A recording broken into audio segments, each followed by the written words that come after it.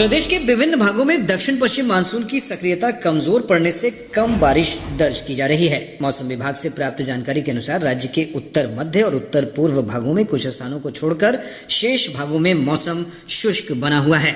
मौसम विज्ञान केंद्र पटना के वैज्ञानिक कुमार गौरव ने बताया है कि अगले 24 घंटों के दौरान बक्सर, भोजपुर, रोहतास, भभुआ, सीतामढ़ी, मधुबनी और दरभंगा समेत राज्य के दक्षिण पश्चिम और उत्तर मध्य भागों में कई स्थानों पर हल्की से मध्यम वर्षा हो सकती है। गया जिले के लुटवा में पंडरा के जंगली इलाकों में छापेमारी कर सुरक्षा बलों ने एक बड़े नक्सली हमले की साजिश को नाकाम कर दिया है।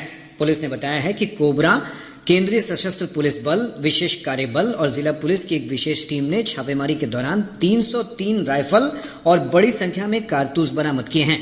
इसके अलावा सुरक्षा बलों ने 13,800 डेटोनेटर भी बरामद किए हैं। पुलिस ने कहा है कि भारी मात्रा में हथियार और गोला बारूद की बरामदगी से ये पता चलता है कि नक्सली सुरक्षा बलों पर बड़े हमले की तैयारी कर रहे थे। रोहतास जिले के शिवसागर थाना क्षेत्र में पखनारी के पास राष्ट्रीय उच्च पथ संख्या 2 पर आज सुबह एक 4 पहिया वाहन की कंटेनर से भीषण टक्कर हो गई।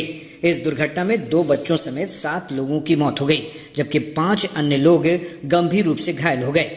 मृतकों में सभी एक ही परिवार के सदस्य बताए जा रहे हैं। ये सभी कैमूर जिला के सबार थाना के कुड़ाड़ी गांव लौट रहे थे। मुख्यमंत्री नीतीश कुमार ने सड़क हादसे में मृत लोगों के प्रति गहरी संवेदना व्यक्त की है। श्री कुमार ने अधिकारियों को गंभीर रूप से घायल लोगों के समुचित इलाज की व्यवस्था किए जाने का निर्देश दिया है। निगरानी जांच ब्यूरो ने सासाराम स्थित सिविल सर्जन कार्यालय के क्लर्क को 55,000 रुपए रिश्वत लेते रंगे हाथ गिरफ्तार किया है। आरोपी सासाराम के गौरक्षणी में सड़क किनारे एक पैथ लैब का लाइसेंस जारी करने के एवज में घूस ले रहा था। निगरानी की टीम ने मिली शिकायत की जांच के बाद लिपिक संतोष कुमार को रिश्वत लेते गिरफ्तार कर लिया।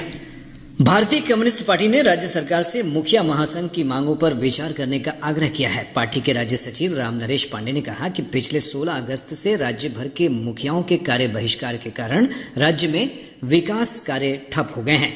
उन्होंने कहा कि सरकार को महासंघ की न्यायपूर्ण मांगों पर सहानुभूतिपूर्वक विचार कर हड़ताल समाप्त करने का पहल करना चाहिए।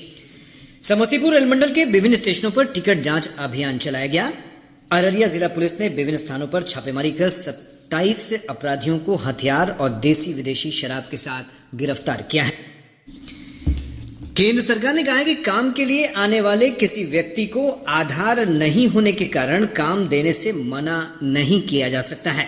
ग्रामीण विकास मंत्रालय ने सभी राज्यों को पत्र लिखकर स्पष्ट किया है कि आधार संख्या उपलब्ध कराने का अनुरोध किया जाए, लेकिन इस आधार पर किसी को काम देने से मना नहीं किया जाना चाहिए। मंत्रालय ने कहा है कि यदि कोई लाभार्थी काम की मांग नहीं करता तो ऐसी स्थिति में भी एपीबीएस प्रणाली से उसकी पात्रता प्रभावित नहीं होगी।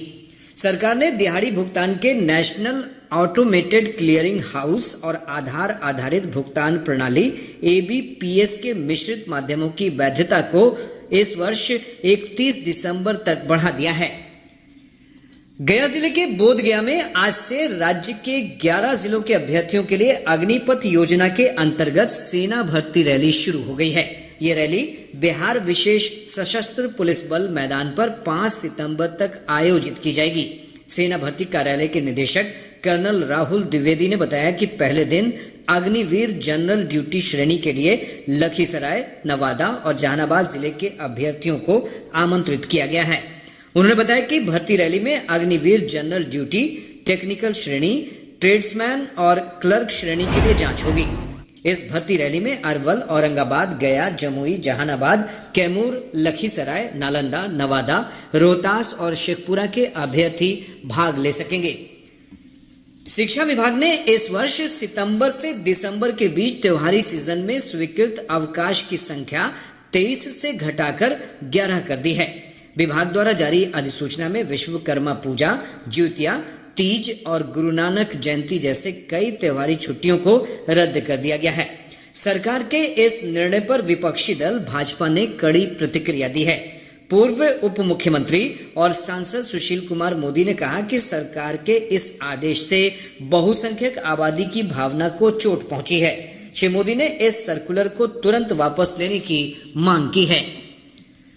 रोहतास जिले के शिवसागर थाना क्षेत्र में पखनारी के पास राष्ट्रीय उच्च पथ संख्या 2 पर आज सुबह एक 4 पहिया वाहन की कंटेनर से भीषण टक्कर हो गई। इस दुर्घटना में 2 बच्चों समेत 7 लोगों की मौत हो गई, जबकि 5 अन्य लोग गंभीर रूप से घायल हो गए हैं। मृतकों में सभी एक ही परिवार के सदस्य बताए जा रहे हैं। ये सभी रांची से कैमूर जिले के सबार थाना के कुंडारी गांव लौट रहे थे।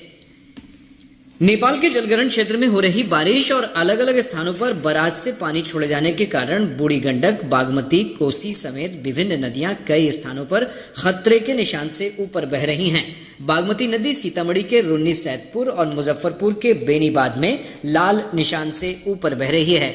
बूढ़ी गंडक नदी का जलस्तर समस्तीपुर, रोसड़ा, खगड़िया, मुजफ्फरपुर के सिकंदरपुर तथा अहिरवलिया में बढ़ रहा है। इधर कोसी नदी खगड़िया के बलतारा और कटिहार के कुर्सेला में खतरे के निशान को पार कर गई है। प्रदेश के विभिन्न भागों में दक्षिण पश्चिम मानसून की सक्रियता कमजोर पड़ने से कम बारिश दर्ज की जा रही है। मौसम विभाग से प्राप्त जानकारी के अनुसार राज्य के उत्तर मध्य और उत्तर पूर्व भागों में कुछ स्थानों को छोड़कर शेष भागों में मौसम शुष्क बना हुआ है। विभाग से प्राप्त जानकारी के अनुसार पिछले 24 घंटों के दौरान वैशाली के अधवारा में सबसे अधिक 51.2 मिलीमीटर बारिश दर्ज की गई। मौसम विभाग ने अपने पूर्वानुमान में बताया है कि बक्सर, भोजपुर, रोहतास, भभुआ, सीतामढ़ी, मधुबनी और दरभंगा समेत राज्य के दक्षिण पश्चिम और उत्तर मध्य भागों में कई स्थानों पर हल्की से मध्यम वर्षा हो सकती है। इस दौरान 1-2 स्थानों पर मेघ गर्जन के साथ वज्रपात की आशंका है। भाई बहन के अप्रतिम प्रेम का त्योहार रक्षाबंधन आज देश के विभिन्न भागों में पारंपरिक श्रद्धा और उल्लास के साथ मनाया जा रहा है। प्रधानमंत्री नरेंद्र मोदी ने रक्षाबंधन पर देशवासियों को बधाई दी है। अपने संदेश में श्री मोदी ने कहा कि रक्षाबंधन का शुभ पर्व भाई बहन के बीच अटूट विश्वास और गहरे प्रेम को समर्पित है और भारत की पावन संस्कृति का प्रतीक है। प्रधानमंत्री ने कामना की है कि रक्षाबंधन हर एक व्यक्ति के जीवन में प्रेम और स्नेह की भावना मजबूत करेगा। रक्षाबंधन के अवसर पर स्कूल की छात्राओं ने आज नई दिल्ली में प्रधानमंत्री निवास पर श्री मोदी को राखी बांधी। भारतीय अंतरिक्ष अनुसंधान संगठन इसरो सूर्य के अध्ययन के लिए पहली अंतरिक्ष आधारित भारतीय वेधशाला आदित्य L1 को शनिवार के दिन 11:50 पर आंध्र प्रदेश में श्री हरिकोटा अंतरिक्ष केंद्र से प्रक्षेपित करेगा। यह उपग्रह सूर्य और पृथ्वी की L1 प्रणाली में लैग्रेंज बिंदु के आसपास प्रकाश वृत्त कक्षा में स्थापित किया जाएगा। यह बिंदु पृथ्वी से लगभग 15 लाख किलोमीटर दूर है। लैग्रेंज बिंदु तक पहुंचने में उपग्रह को लगभग 4 महीने का समय लगेगा। इस प्रक्षेपण को श्री हरिकोटा की दर्शक दीर्घा से देखने के लिए ivg.shar.gov.in वेबसाइट पर पंजीकरण कराया जा सकता है। भारतीय अंतरिक्ष अनुसंधान संगठन इसरो ने कहा है कि प्रज्ञान रोवर के लेजर युक्त ब्रेकडाउन स्पेक्ट्रोस्कोप ने पहली बार चांद की दक्षिणी ध्रुव के पास की सतह में सल्फर की उपस्थिति की पुष्टि की है। इसरो ने एक सोशल मीडिया पोस्ट में कहा कि रोवर के स्पेक्ट्रोस्कोप ने आशा के अनुरूप aluminium, calcium, iron, chromium, titanium, manganese, silicon और ऑक्सीजन का भी पता लगाया है। इसरो ने कहा कि हाइड्रोजन की खोज अभी जारी है।